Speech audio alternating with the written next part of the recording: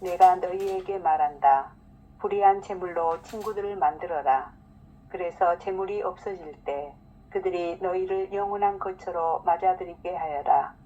아주 작은 일에 성실한 사람은 큰 일에도 성실하고 아주 작은 일에 불의한 사람은 큰 일에도 불의하다. 그러니 너희가 불의한 재물을 다루는 데 성실하지 못하면 누가 너희에게 참된 것을 맡기겠느냐?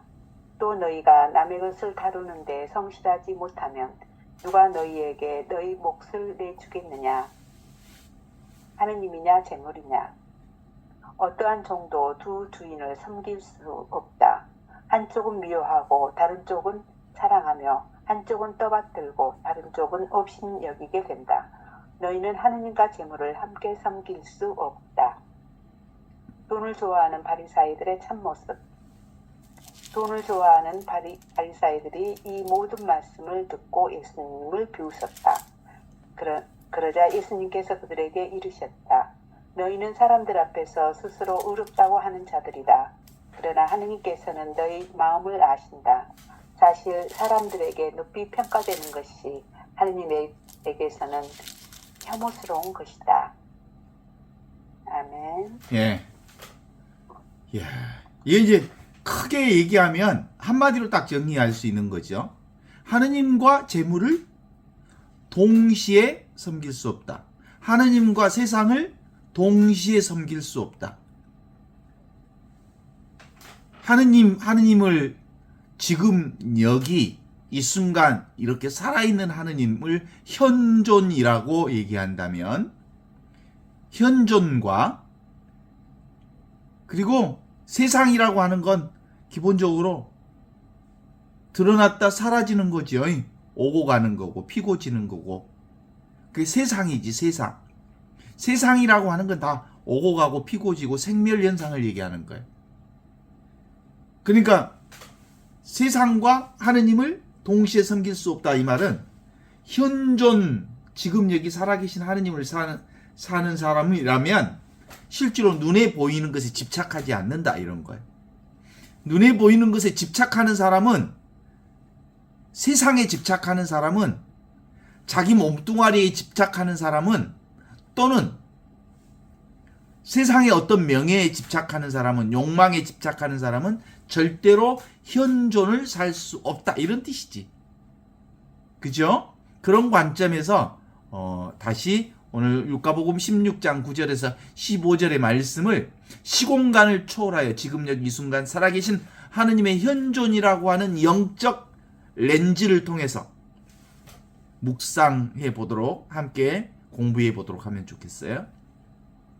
율가복음 16장 9절에는 이렇게 나오지요. 내가 너희에게 말한다. 불의한 재물로라도 친구를 사귀어라. 그러면 재물이 없어질 때 그들이 너희를 영원한 거처로 맞아 들일 거다. 그러니까 불의한 재물이 뭐예요? 불의한 재물이 세상이야 세상. 눈에 보이는 것들이지. 그걸 친구로 사귀어라. 친구로 사귄다는 말은 근본적으로 불의한 재물은 어떤 거예요? 오고 가는 것, 피고 지는 것, 생겼다 없어지는 것, 눈에 보이는 세상 것들 이건 뭐예요? 텅 비어있는 이 하느님의 자리에서 허공춤이야 허공춤. 드러났다 사라지는 오고 가는 꿈과 같은 것, 그림자 같은 것 그런 것들을 세상이라고 그래. 세상 그러면 여기서 내가 너희에게 말한다. 불의한 재물로라도 그걸 친구로 사귀어라 라는 말은 무슨 뜻이에요? 그걸 사랑하라는 거예요. 집착만 하지 말고 사랑하라는 거예요. 세상 것들은 지나가는 거니까 너무너무 세상 것을 있는 그대로 사랑하라는 거죠. 무상한 그걸 뭐라고 그래? 무상하다 그렇죠. 세상 것들은이. 그래서 뭐예요? 메멘토 모리. 세상의 모든 것들은 다 지나간다. 그래서 무상하다. 그래서 순간순간만 살아라. 까르페 디엠. 순간만을 살아라. 그래서 있는 그대로의 이 세상을 운명을 사랑하라. 이런 뜻이에요. 눈에 보이는 것들을 사랑하되 집착하지 말라.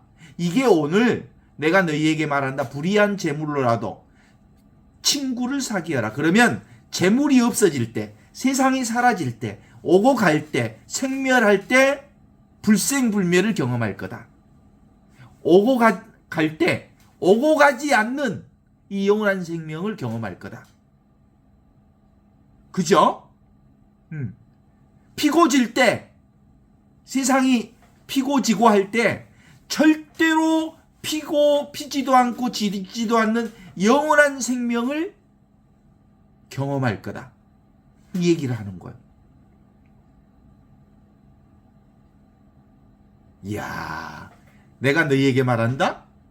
불의한 재물로라도 친구를 사귀어라.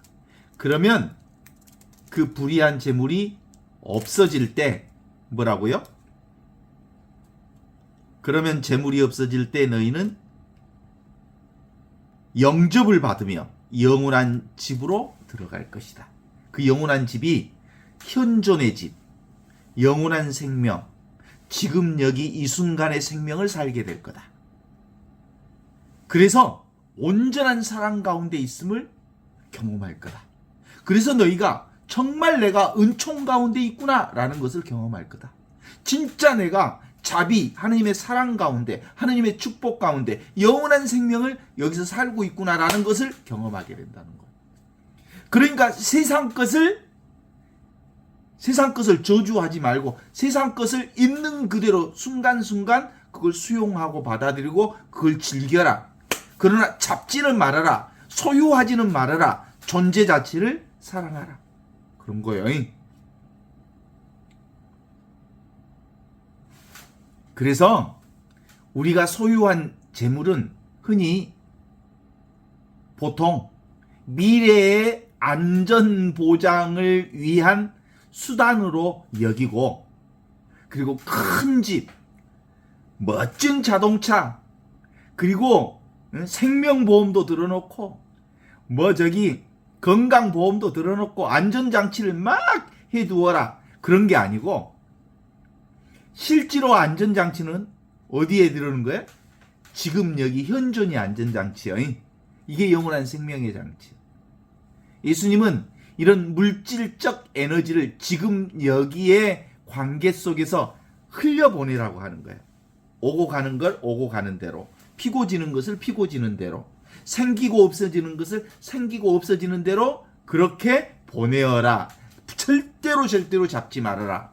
오면 오는 대로, 가면 가는 대로, 생기면 생기는 대로, 없어지면 없어지는 대로 그렇게 하라는 거예요. 재물을, 눈에 보이는 것을, 세상을 움켜쥐었을 때 그것은 단지 차가운 금속이나 숫자에 불과하지만 그것을 타인을 향해 사랑과 나눔으로 이렇게 보내는 거예요. 돈은 돌라고 있는 것이, 돌아가라고 있는 것이 돈이잖아. 돈을 붙잡으면 돈에 붙잡혀. 그러니까 돈을 흘려보내라는 거예요. 물질을 흘려보내라는 거야. 오고 가는 것을 흘려보내라는 거야. 이게 바로 영원한 생명을 사는 방법이라는 거야. 우리가 시간과 공간의 제약을 받는 물질적 이 시공간을 초월한 사랑의 에너지는 매 순간순간 필요한 곳에 필요한 정성과 필요한 마음을 주는 거예요. 내 것이 따로 있는 게 아니라 흘려보내는 게 진리라는 거예요. 불의한 재물이라고 하는 건 세상의 방식대로 그것을 소유하는 것, 그것이 불의한 재물이에요. 세상의 방식대로 불의한 재물을 잡으면 잡힌다. 동의하십니까? 재물은 피고 지고 오고 가고 생겼다 없어지는 거야. 그러니까 욕심 부리지 마이. 욕심 부리면 잡혀. 그래서 우리가 육신의 옷을 벗고 시간의 흐름을 흐름 밖으로 나아가는 그 순간에 남는 것은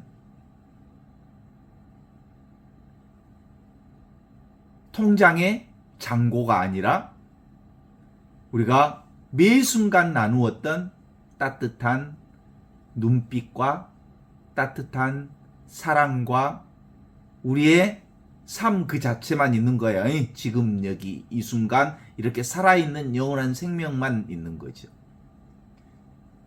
그래서 불의한 재물로 친구를 사귀어라 라는 것은 죽어있는 물질을 살아있는 현재의 사랑으로 부활시켜라 이런 뜻이야.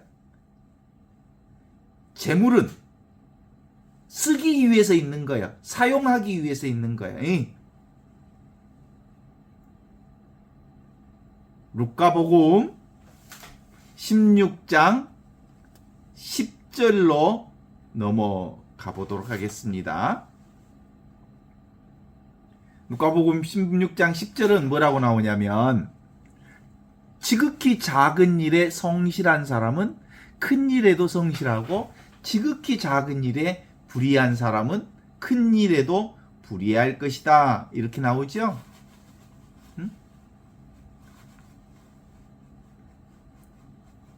그 얘기는 무슨 뜻이냐면 작은 일이라고 하는 게 큰 일이라고 하는 게 뭐예요? 지금 이 세상에서 이루어지는 것들이죠. 지금 이 시간에서 펼쳐지는 모든 일들. 그것에 충성을 다하라는 거예요. 지극정성을 다하라는 거예요. 이 세상의 것에 그 붙잡지만 말고 내게 주어진 일에, 내게 주어진 시간에, 내게 주어진 삶에 충성을 다하는 거예요. 자, 물어보겠습니다. 최고로 귀한 사람 누구? 눈앞에 있는 사람. 최고의 소중한 일, 지금 하는 일. 최고로 귀한 시간, 지금 이 시간. 그러니까 지극히 작은 일에 성실한 사람은 큰 일에 성실하고 지극히 작은 일에 불의한 사람은 큰 일에도 불의하다.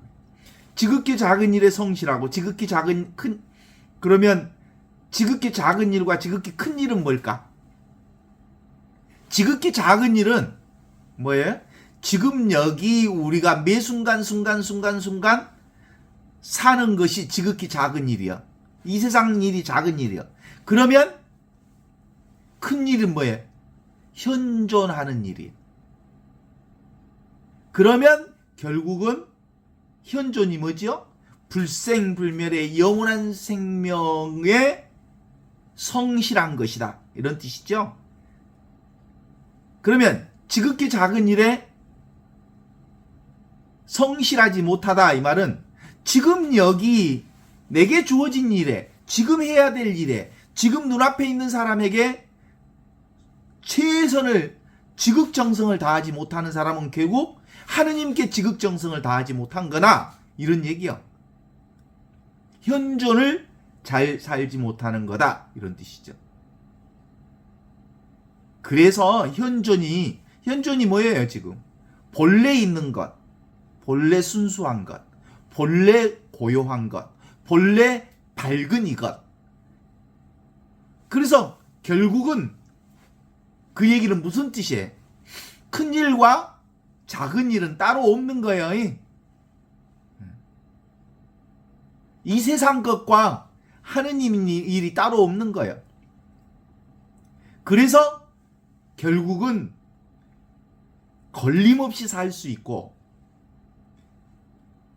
그물에 걸리지 않는 바람처럼 걸리지 않게 살 수 있고 소리에 놀라지 않는 사라처럼 세상 어떤 경험을 해도 이제 놀라지 않아. 그래. 그 무엇을 해도 더럽혀지지 않아. 왜냐하면 실제로 내가 무엇으로 사니까 현존으로 살기 때문에 본래 순수한 나로 살고 본래 고요한 나로 살고 본래 밝은 나로 살기 때문에 무슨 일이 있어도 아무 일이 없는 거야. 나 아무 일이 없어. 본래 순수한 거요. 많은 일이 있지만 지금은 아무 일이 없는 거예요. 그죠? 예? 많은 소리를 들었지만 사실은 아무 소리도 듣지 않은 거야. 늘 고요하니까 나는. 정말 온갖 것들을 다 경험했지만 이 보고 있는 안목은 늘 맑고 밝음으로 비추고 있는 거예요. 그래서 기본적으로 지극히 작은 일에 성실한 사람, 하느님의 현존은 거창한 기적이나 특별한 사건 속에서만 머무르지 않는다는 것을 드러내고 있는 말이에요. 그러니까 하느님의 현존은, 하느님께서는 지금 내가 마시는 물 한 잔, 그리고 스쳐 지나가는 바람 한 줄기, 그리고 내 주머니 속에 다 작은 동전 하나에도 온전하게 살아 임재하고 계시다는 말씀이죠. 그러니까 작은 일에 성실하다는 말은 삶에 사소하게 보이는 모든 순간순간을 깨어있는 의식으로 마주하자는 거예요. 매 순간순간마다. 그래서 설거지 할 때는 설거지 하는 일에 지극정성을 다하고, 고추밭에서 고추 딸 때는 고추 따는 일에만 지극정성을 다하고, 예? 그죠? 그래서 기본적으로 평범한 찰나찰나의 순간에도 하느님을 느끼지 못한다면 우주적인 진리나 거대한 사명을 알았을 때 그 안에 하느님을 발견하기는 불가능한 거예요. 아주 작은 일이 곧 가장 큰 일이여. 그 얘기를 하는 거죠.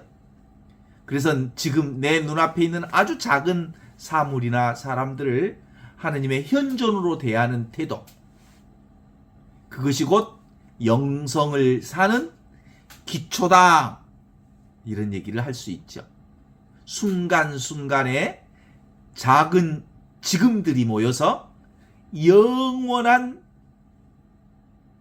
생명을 이루는 거예요. 그래서 지금 여기 이 순간, 이 찰나의 순간에 온전한 정성을 쏟는 것이야말로 가장 위대한 기도이자 가장 성실함을 드러내는 삶이라고 하는 거예요.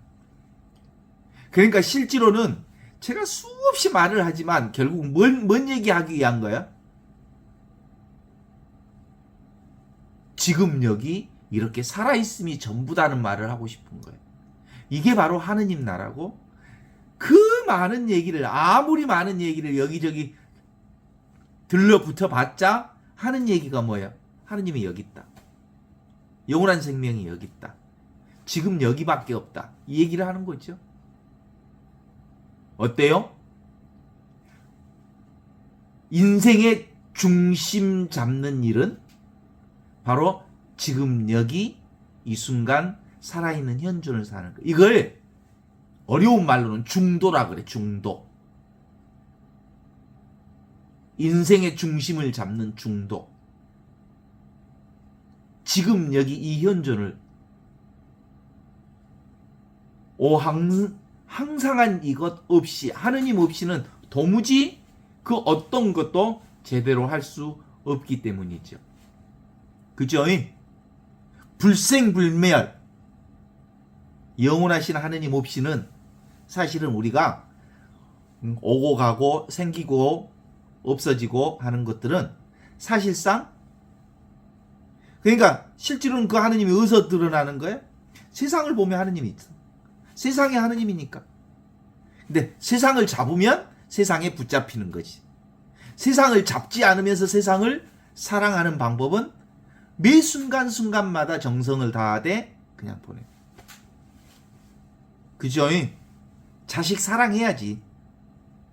내가 너를 사랑한다. 그러나 내가 너를 소유하지 않는다. 이게 자식 사랑하는 방법의 유일한 거예요. 남녀 간의 관계도 그래요. 내가 너를 정말 사랑한다. 그러기 때문에 나는 너를 소유하지 않는다. 이게 소유하지 않을 때 비로소 사랑하는 거예요. 세상 사람들은 사랑한다 음시로 소유해버려. 그래갖고 나는 너를 사랑해. 그렇게 내가 너를 소유해버려. 그런 게 사랑에 맨날 사랑 싸움만 하지. 그죠? 예? 그래 안 그래? 그래갖고 그 남녀 사랑 노래 중에 그런 노래들이 있어. 나는 당신의 노예가 되고 싶소. 당신이 원한다면 뭐든지 다 가져가시오. 그런 건 사랑이 아니야. 그런 육체적인 사랑은 소유하지 않는 사랑. 정말 진심으로 사랑한다면 그를 존중하고 그분을 있는 그대로 받아들이고 그를 부족한 그대로 사랑하는 거예요. 존재 그대로. 그게 하느님의 사랑 방식이야. 이게 오늘 너희가 지극히 작은 일에 성실한 사람은 큰 일에도 성실할 거고 지극히 작은 일에 불의한 사람은 큰 일에도 불의할 거다라는 얘기를 보이는 거죠.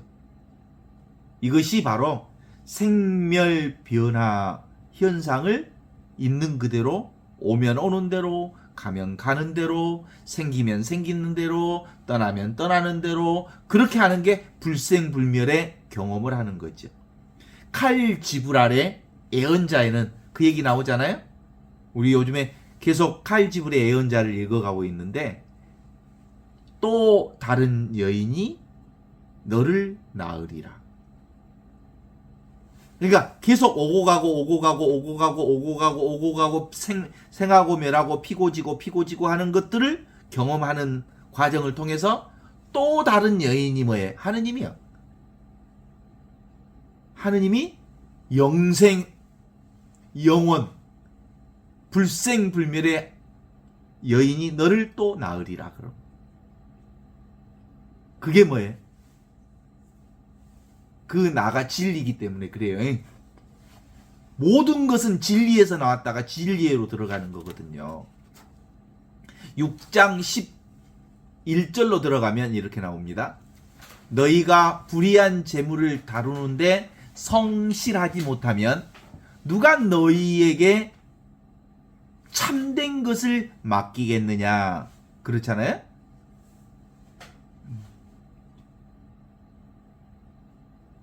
누가 너희가 불의한 재물을 다루는데 성실하지 못한다면 누가 참된 것을 너희에게 맡기겠느냐. 불의한 재물이 뭐라고요? 눈에 보이는 재물. 불의하다는 말을 왜 불의하다는 말을 쓰겠어?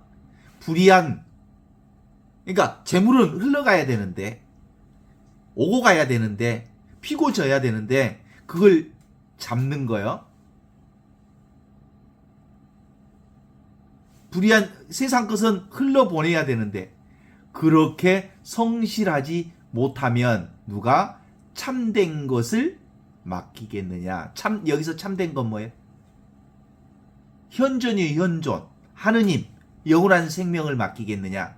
이런 뜻이요. 자, 여기서 그동안 우리의 많은 오해가 났죠. 착각을 한 거죠. 저도 착각하면서 살았습니다. 제가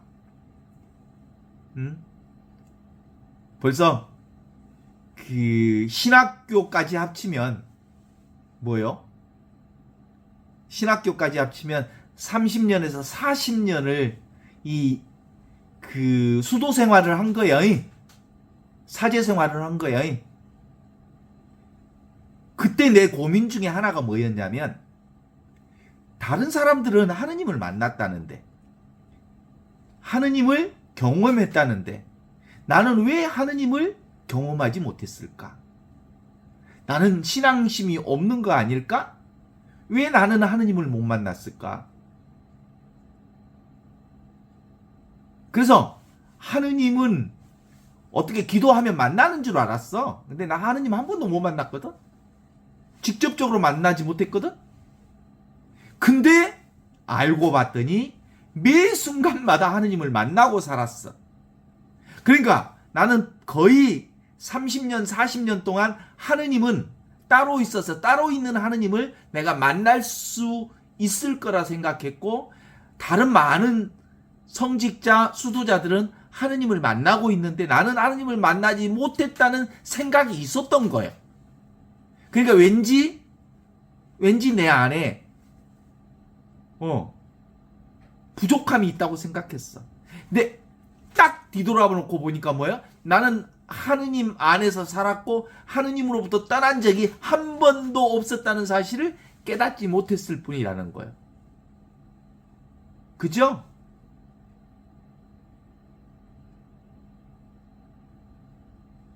그래서 나는 참된 하느님을 만났지 못한 줄 알았다고. 그래서 기본적으로 하느님의 진리가 따로 있는 줄 알았기 때문에 기본적으로 지금 여기 이렇게 너무나도 분명하게 살아있는 이 세상을 내가 성실하게 마주치지 못했던 거라고 볼 수 있죠. 예수 복음은 바로 이미 너희가 하느님 나라를 살고 있다라는 복음이야. 동의하십니까? 그러니까 물결이 뭐라고? 세상 물결이 곧 하느님 나라예요. 숨 쉬고 말하고 움직이고 이렇게 밥 먹고 춤추고 놀고 하는 게 다 하느님께서 하시는 일이니까 하느님 나라예요.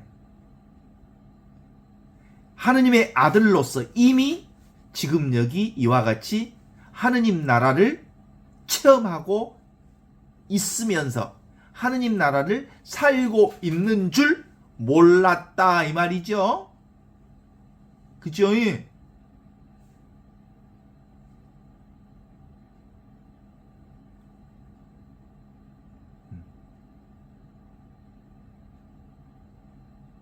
예수님이 그 앞을 지나간다는 얘기를 듣고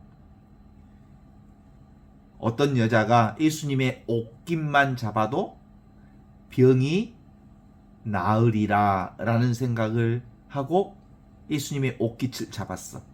그랬더니 병이 나았어. 바로 그 믿음을 얘기하는 거예요. 그 믿음. 지금 여기 나병 환자가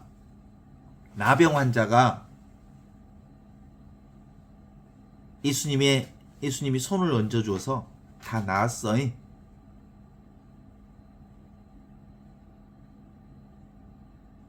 나병 환자가 완전히 나았다는 사실은 뭘 얘기하는 걸까?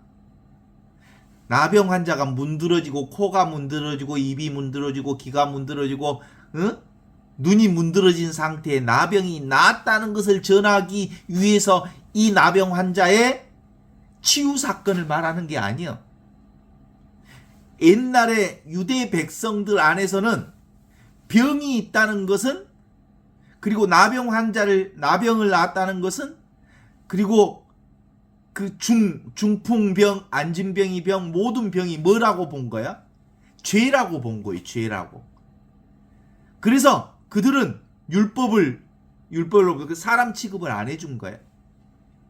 그런데 예수님이 그들을 낫게 해주었다는 말은 뭔 말이냐면, 실제로는 나병을 낳았다는 얘기를 말하고 싶은 게 아니라 나병이 있는 그대로 완전하다는 것을 선언해 준 거야. 그랬고 그것을 믿음으로써 그가 몸까지도 낫게 됐다. 이런 뜻이요. 우미? 감동이 안 온가 봐.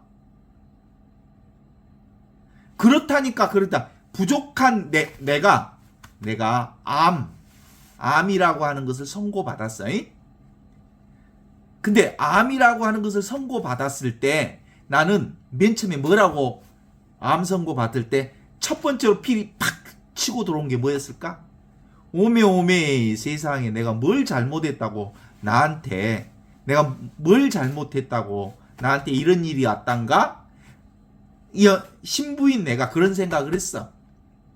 내가 뭘 잘못했다고? 내가 얼마나 열심히 살았는데 나한테 이런 일이 있냐고 라는 생각을 했단 게 그게 뭐요? 그게 뭐요? 육체적 병이 곧 죄라고 하는 것이 죄하고 연결시켜낸 거예요. 동의어로 본 거예요. 근데 사실은 핵심은 그거예요. 암이 있든 없든 너는 온전한 사람이다. 나병이 있든 없든 너는 온전한 사람이다. 중풍이 있든 없든 너는 온전한 사람이다. 이게 예수 복음의 핵심이야.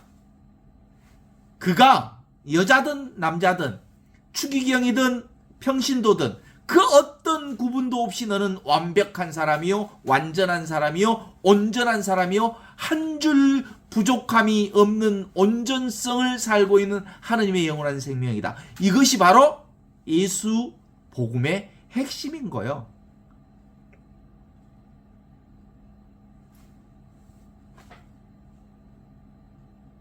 그러니까 불의한 재물 그대로 하느님 나라다.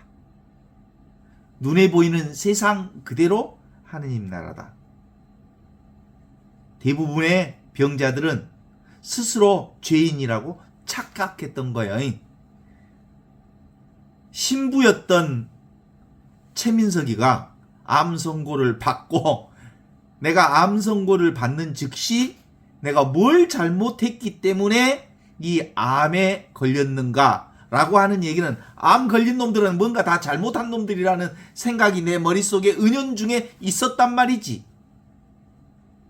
병 걸린 놈들은 뭔가 잘못했으니까 그랬다는 거지.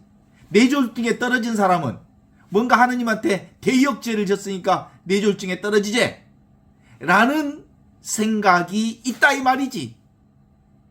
그런데 하느님은 인간이 겪는 모든 어떤 일, 오고 가고 피고 지고 생기고 없어지는 그 모든 것들 현상 자체는 실제로는 현상일 뿐 실제로는 인간은 어떤 상황에도 완벽하다, 완전하다, 그리고 온전하다, 부족함이 없다. 이것에 대한 선언이 예수 복음이라는 걸 드러내는 거죠.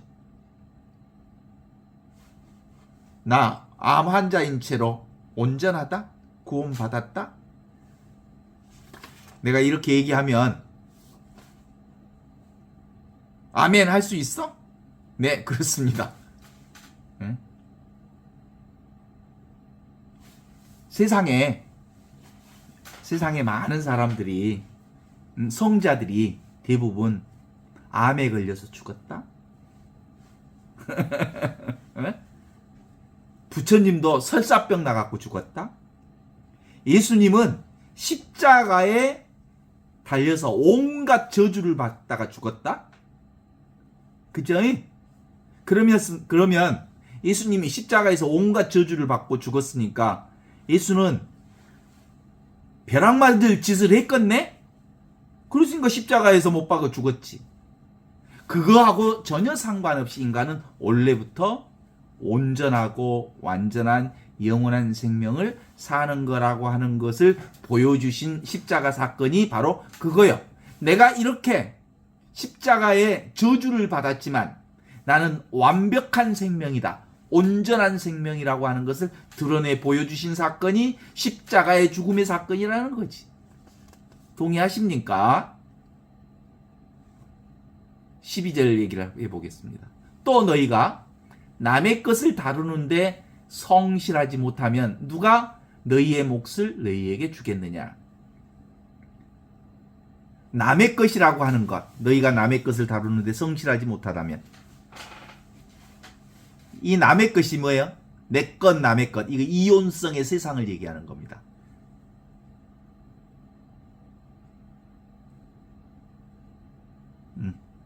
물질 세상은 내 것, 남의 것이 따로 있잖아.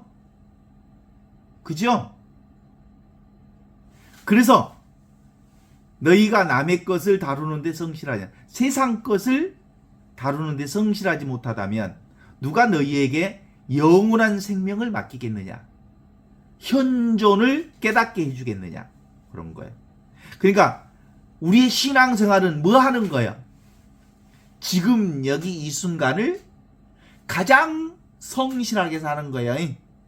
성실하게 산다는 것은 소유하지 않으면서, 집착하지 않으면서 현실 생활을 가장 즐겁게, 가장 수용적으로, 가장 있는 그대로 운명을 사랑하는 사람이다. 이렇게 볼 수 있죠. 나병 환자도 그랬고요. 38년의 병을 산 사람도 그랬고요.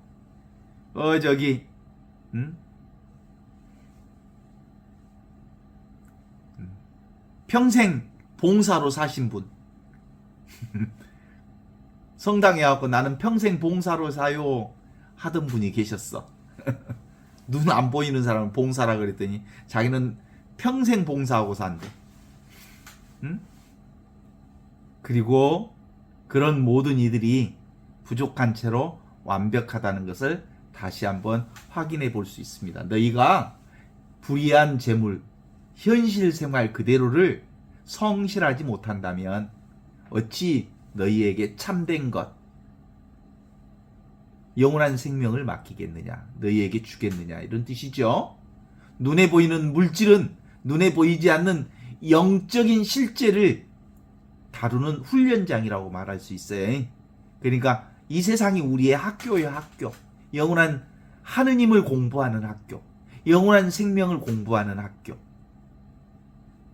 지금 이 세상이 곧 하느님 나라의 세상임을 보여주는 학교. 그래서 세상의 재물은 잠시 우리 손에 머물다가 흘러가는 흐름일 뿐 우리의 본질적 소유가 아니라는 것을 드러내주고 있는 거죠. 그렇지만 이 덧없이 흘러가는 이 세상의 흐름조차 깨어있는 마음으로 하느님의 뜻에 맞게 관리를 잘하지 못한다면 우리는 결코 시공간을 초월한 참된 생명인 영원한 생명을 감당할 수 없다는 말을 하고 있는 거죠. 여기서 성실함이란 집착을 얘기하는 게 아니에요. 잡으면 잡힌다. 자유로운 책임감이죠. 할 수도 있고 안 할 수도 있어요. 재물에 휘둘려 전전긍긍하는 마음은 이미 과거의 후회나 미래의 불안에 갇힌 상태라고 말할 수 있죠. 반면에 현존하는 사람은, 지금 여기만 사는 사람은 재물을 하느님의 사랑을 드러내는 도구로서 잘 이용하고 재물을 잘 사용하는 거예요. 동의하십니까? 보이는 세계 질서 안에서 깨어있지 못한 자가 보이지 않는 하느님 나라의 이 무한한 사랑의 에너지를 감당할 수 없다는 말을 하고 있는 거죠. 그러니까 결국은 이 세상의 물질을 대하는 태도가 곧 내 영혼의 현 주소를 드러내고 있다. 이렇게 말할 수 있어요. 동의하십니까? 루카복음 16장 12절을 읽어보겠습니다. 또 너희가 남의 것을 다루는데 성실하지 못하면 누가 너희의 몫을 너희에게 주겠느냐. 그게 바로 남의 것, 내 것. 남의 것, 내 것. 이 말은 뭔 말이에요? 내 것이 따로 있다는 생각을 가지고 있는 거예요.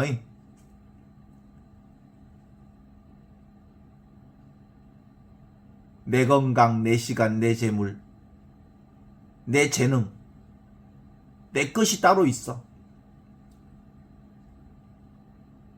다 하느님 것인데. 동의하십니까? 내 것이라고 하는 것을 가지고 있는 건 다 속임수요. 내 것이라는 거 없어. 다 하느님으로부터 위임받은 청지기에 불과하죠. 이 사실을 망각하고 소유물에 자아를 결부시킬 때 우리에게는 고통이 시작됩니다. 내 맘대로 안 돼. 내 것이 내 맘대로 안 돼. 쥐는 지 것이라고 생각하고 지 맘대로 지 것을 사용하려고 하는데 지 몸도 지 맘대로 할 수가 없어. 세상 것을 다룰 때 마치 하느님을 대하듯 정성을 다하면서도 집착하지 않는 태도, 이것이 바로 현존을 사는 죄입니다. 그래서 이제 이거 핵심 요소를 루카복음 16장 13절에서 아주 정확하게 표현합니다. 어떤 종도 두 주인을 섬길 수 없다. 한쪽을 미워하고 다른 한쪽을 사랑하거나 한쪽을 중히 여기고 다른 한쪽을 업신 여기게 된다. 너희는 하느님과 재물을 동시에 섬길 수 없다. 이런 얘기를 하는 거죠. 동의하십니까? 하느님이 뭐요? 지금 여기 이렇게 살아있는 하느님.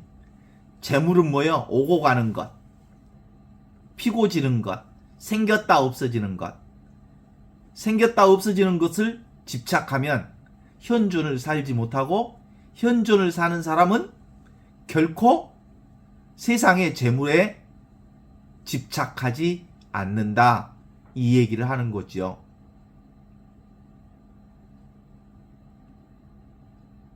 바오로 사도의 말씀을 기억할 수 있을까요? 나는 그리스도 이외에는 그 모든 것을 다 쓰레기로 여깁니다. 그리스도가 지금 여기 이렇게 살아있는 하느님의 현존이죠. 그리고 나머지는 바로 허공춤.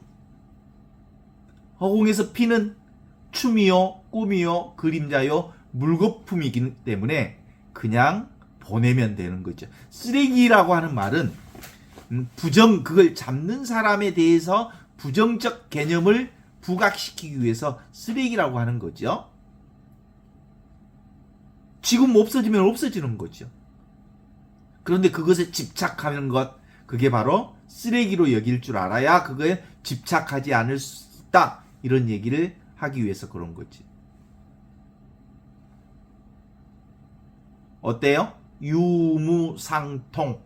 있는 것과 없는 것은 서로 통한다라고 하는 게 비이론적 진리의 핵심을 드러내는 거거든요. 그러니까 근본적으로 진리는 늘 동어 반복을 계속해요. 진리는 진리다. 이것은 그것이다. 이 진리라고 하는 게 본래 순수하고 본래 고요하고 본래 밝은 이 비추는 이것이 비추는 대상과 똑같다 이런 뜻이지. 세상, 비추어지는 세상 그대로가 나의 이 본래 순수하고 본래 고요하고 본래 밝은 이 자리를 통해서 펼쳐지는 세상이니까 그렇죠.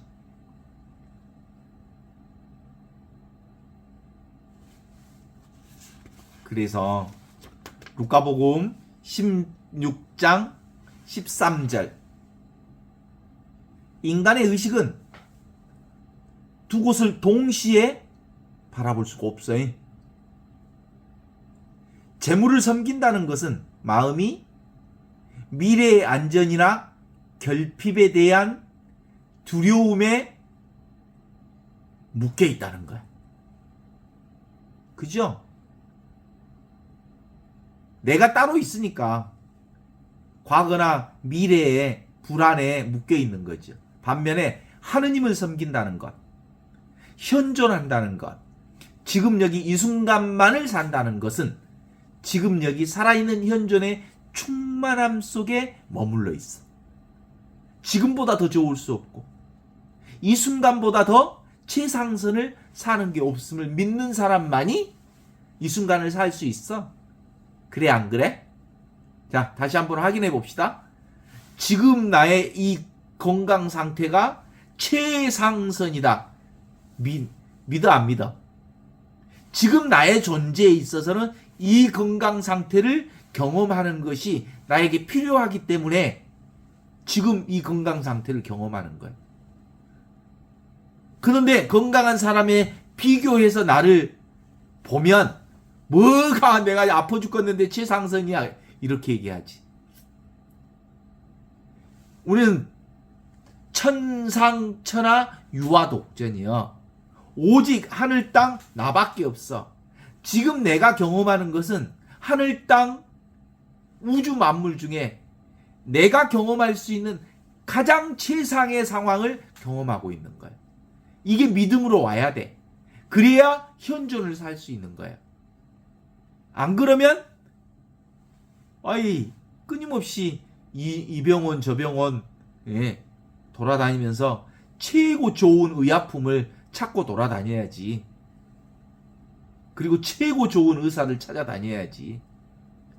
지금 나를 완전하다고 보지 않기 때문에, 지금 나는 최상선이라고 보지 않기 때문에 더 나은 것, 더 좋은 것, 더 훌륭한 것을 찾아 돌아다녀야 될 거 아니요? 지금을 부정하는 사람들은 더 좋은 것, 더 나은 것, 더 행복한 것, 더 최상인 것, 더 최고의 것을 찾아 돌아다닌다는 말이에요. 그러나 현존을 사는 사람은 지금보다 더 좋을 수 없다. 그래서 어떤 경험을 하든 무엇을 지금 살든 지금이 최고라는 걸 고백할 수 있어야 돼. 고백할 수 있겠어 없겠어? 아이고, 말은 좋다마는 그러겠지. 우리는 불안이라고 하는 허상과 붙들려 있으면 그 허상 속에 허상을 잡게 돼 있어. 그런데 현존에 분명한 믿음이 있으면 어떤 것도 나를 흔들 수가 없어. 재물이 주인이 되는 순간 우리는 지금을 희생해서 미래를 사려고 애쓰죠.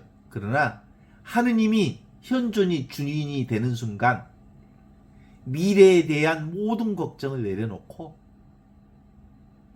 지금을 온전하게 살게 되는 거죠. 따라서 두 주인은 공존할 수 없습니다. 하나는 결핍과 두려움에 그 뿌리를 두고 있다면 또 다른 하나는 충만함과 신뢰에 그 뿌리를 두고 있기 때문이죠. 지금 이 순간 나의 마음이 머무는 곳, 그것이 곧 나의 주인입니다. 내가 물질을, 세상에 마음을 두고 있다면 세상이, 그리고 물질이, 돈이 나의 주인이고, 내 마음이 지금 여기 현존에 마음이 모아 있다면 주님이 온전한 나의 주인이 되는 거죠. 14절을 보겠습니다. 14절은 돈을 좋아하는 바리사이들이 이 모든 말씀을 듣고 예수를 비웃었다. 이렇게 나오죠? 돈을 좋아하는 바리사이들, 재물을 좋아하는 바리사이들은 예수님의 이 말, 야, 돈과 재물을, 재물과 하느님을 동시에 섬길 수 없어야?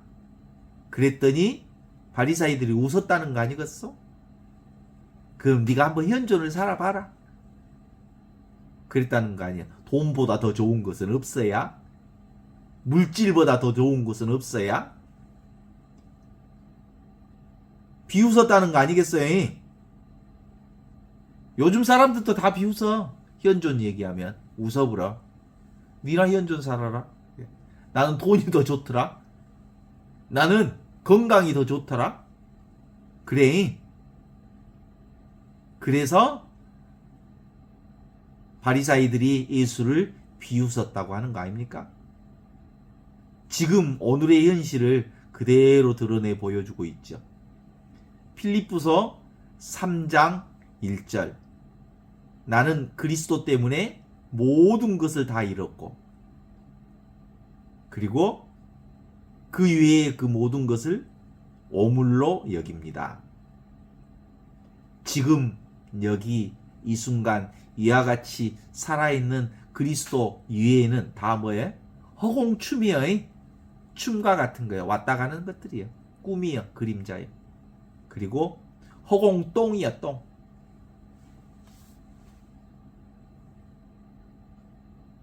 야, 그러니까 이제 현존을 사는 사람들은 바리사이파 사람들이 하는 얘기에 비웃음에 이제 당당할 수 있어야 돼. 바리사이들의 비웃음은 단순한 조롱이 아니지요? 진리를 마주한 에고의 방어 기제입니다. 그들은 율법을 철저히 지킨다고 자부했지만 내면 깊은 곳에서는 돈이 주는 가시적인 안정감과 그리고 권력이 주는 그 재미를 맛본 사람들이 하느님의 현존보다 더 의지했던 것이 그들은 권력과 재물이었던 거죠. 예수님의 말씀이 그들의 가장 아픈 곳, 위선을 찔렀기 때문에 그들은 비웃음으로 반응할 수밖에 없었을 거예요. 시간과 공간을 초월한 진리는 세상의 논리에 젖어 있는 사람들에게는 어리석게 보이거나 대단히 비현실적으로 보일 수밖에 없고, 그리고 현존을 산다는 게 대단히 비현실적으로밖에 들리지 않을 거예요. 지금 여기에 영원한 가치를 보지 못하는 눈에는 눈에 보이는 재물을 포기하라는 말이 허황된 소리로밖에 들리지 않을 거예요. 그들의 비웃음은, 바리사이파 사람들의 비웃음은 역설적으로 들리면 그들이 얼마나 현존, 그리스도로부터 멀어져 있는지, 얼마나 물질이라고 하는 감옥 속에 갇혀 있는지, 얼마나 그들이 권력이라고 하는 안전장치 안에 포섭되어 있는지를 증명하는 슬픈 그들의 몸짓이다라고 말하지 않을 수가 없죠. 루카복음 16장 15절에는 이렇게 나옵니다. 예수님께서 그들에게 이르셨다. 너희는 사람들 앞에서 스스로 의롭다고 하는 자들이다. 그러나 하느님께서는 너희의 마음을 아신다. 사실 사람들에게 높이 평가되는 것이 하느님 앞에서는 혐오스러운 것들이다. 이렇게 얘기하죠. 사람들은 겉으로 드러난 행위와 성과 또는 사회적인 지위를 통해서 타인을 평가합니다. 그렇죠? 시간과 공간 속에 드러난 과거의 업적으로 의로움을 판단하려 합니다. 너 어디 학교 나왔냐? 서울대 나왔냐? 너 어디 전라도 지방대 나왔냐? 별것 아니구만. 그러나 하느님은 지금 이 순간 우리의 마음 중심이 어디를 향해 있는지를 꿰뚫어 보십니다. 겉으로는 경건한 척 기도하고 자선을 베풀지라도 그의 마음의 동기가 타인의 시선을 의식하는 것이거나 자신의 에고를, 자신을 높이려 하는 것이라면 그것은 하느님의 생명력과 단절된 죽은 행위라고 말하고 있는 거죠. 하느님 앞에서 혐오스러운 것이란 도덕적 더러움이라기보다는 진실하지 않은, 다른 말로 얘기하면 가짜에 대한 거부감입니다. 눈에 보이는 것을 붙잡고 있는 것, 그게 혐오스러운 것들이에요. 허공똥이니까. 허공똥이란 게 똥 지나가는 것들은 똥보 뭘 이렇게 지나가는 것을 붙잡고 있냐, 더러운 똥을, 혐오스러운 것을. 현존하는 하느님은 오직 진실한 마음, 벌거벗은 영혼과만 만날 수 있습니다. 사람의 한호와 박수는 시간 속에서 흩어지지만 하느님을 향한 순수한 지향은 영혼 속에 현존합니다. 지금 나의 마음은 누구와 함께 있어요? 지금 여기 그리스도와 함께 그리스도 안에서 그리스도를 통하여 성령과 하나 되어 있을 때 비로소 우리는 영원한 생명을 지금 여기서 사는 거지요.